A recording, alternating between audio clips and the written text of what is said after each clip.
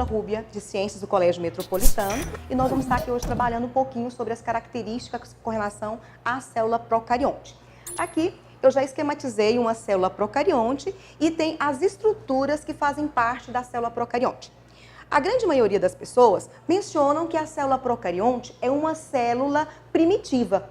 Nós não podemos mencionar com relação a essa informação. Nós podemos dizer que a célula procarionte é menos complexa do que a célula eucarionte. Por que nós podemos mencionar com relação a isso?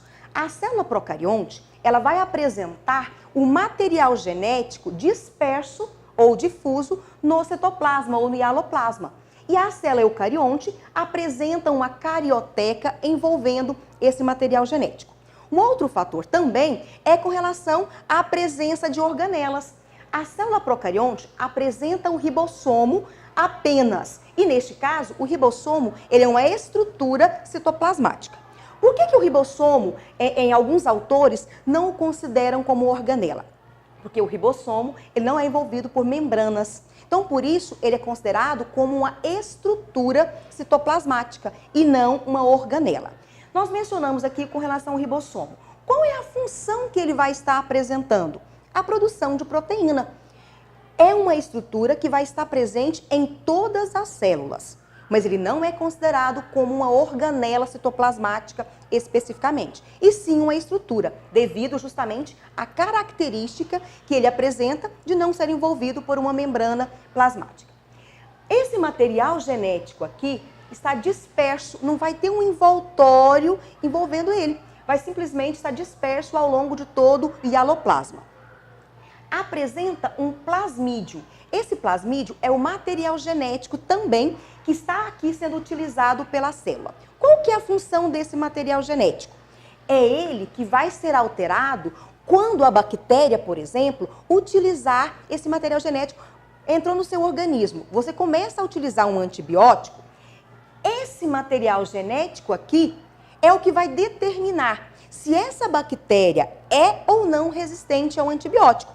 Por isso que se você começou a utilização de um antibiótico, o médico determinou para você utilizar 15 dias de antibiótico. E no 7º dia você já está melhor com relação ao sintoma que a doença estava apresentando. E aí você interrompe a utilização daquele antibiótico. Essa bactéria aqui apresenta esse plasmídio. Esse material genético, esse DNA dela, é resistente com relação a esse tipo de antibiótico. O que vai acontecer quando você interromper essa utilização do antibiótico? Ela vai aumentar a sua reprodução. Se ela aumenta a sua reprodução, quando você voltar a tomar esse antibiótico, apresenta aí a resistência. Porque você vai voltar ao mesmo antibiótico e ela apresentou uma reprodução maior, mais rápida do que ela estava apresentando. Porque o antibiótico estava aí, nesse caso, controlando essa reprodução dela. Além disso, quando as bactérias realizam também a reprodução por conjugação, são esses plasmídios que são transferidos de uma bactéria para outra, apresentando então partes de troca de material genético. E quando a gente menciona com relação a uma célula procarionte, nós temos que lembrar que todas as células procariontes vão apresentar então a parede celular, que é o envoltório de revestimento, que ele é totalmente permeável, mas ele é altamente resistente, rígido, o que dá uma certa proteção à célula.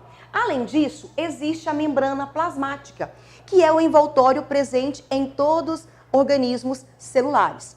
E nós sabemos que todos os organismos vivos, para receber essa informação, é necessário que eles sejam formados por célula. A membrana plasmática aqui, ela é semipermeável. O que significa isso? Nem todas as substâncias que chegam até a membrana plasmática conseguem atravessá-la livremente.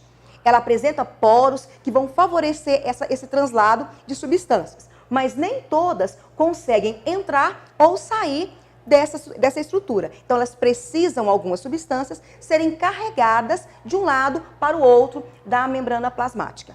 Então, quando a gente menciona com relação à célula procarionte, ela só é encontrada nos organismos do reino Monera. Então, as bactérias, cianobactérias, são os organismos que vão estar apresentando, então, esse tipo celular. E lembrando sempre, a célula procarionte não é uma célula primitiva. ela pode ser considerada uma célula menos complexa do que a célula eucarionte. Então, o que vai acontecer aqui? Na célula eucarionte, nós vamos encontrar várias organelas, coisa que não acontece aqui na célula procarionte. Ok? Muito obrigada e até a próxima aula.